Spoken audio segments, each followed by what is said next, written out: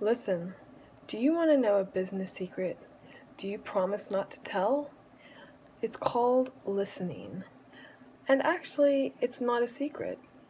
But most people don't think of listening as part of a successful business strategy.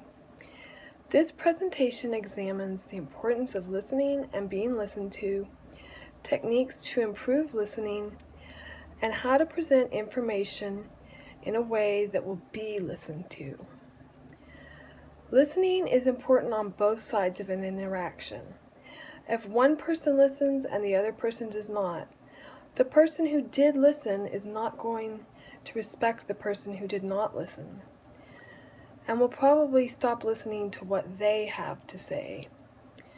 For instance, if employees who listen to their manager attentively in staff meetings express concerns, requests, or ideas, and they are not listened to by their manager, they will probably start losing respect for him and may stop listening to what he has to say. There are ways to improve listening. Listening doesn't sound that hard, right? Being a good listener takes work, and here are a few ways to become one. An article called 7 Ways to Be a Good Listener from liveandbloom.com lists ways that someone can improve how they listen. Here are 3 of my favorite tips from the website. The first one says to remove or avoid distractions by turning your cell phone off, your computer off, or the notification noises on these devices that could distract you. Also, turn off radios, TVs, or any other devices that would make it hard to concentrate.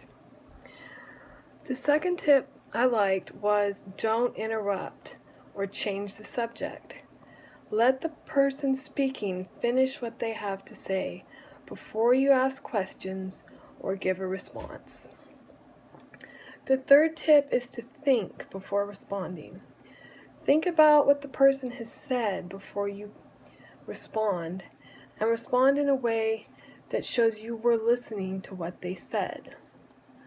Finally, how can you get people to listen to what you have to say? An article from skillsyouneed.com gives some tips. Speak with a clear voice. Practice words that you think you might have trouble pronouncing. Don't talk too fast or no one will understand you. Don't talk too slow or your listeners will get bored. Pay attention to your posture and your body movements. If you're slouching or hunched over, it looks like you aren't confident in what you have to say. And if you don't look confident in what you have to say, why would your listeners be confident in what you have to say? Breathe. If you're not breathing, you're probably going to feel nervous. Stand up straight, keep your shoulders relaxed, and just have a confident attitude. Another tip from this article is to engage your audience. Start with a personable greeting. Ask questions during and after your presentation to make your audience feel included. The last tip that I have is something that I personally think is important to getting people to listen to you.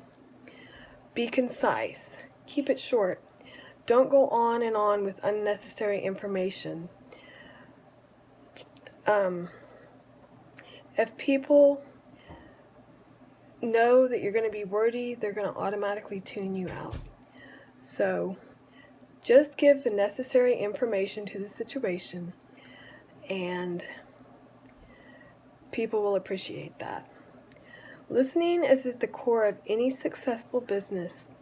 Employees and employers need to listen to each other to be able to effectively perform their jobs.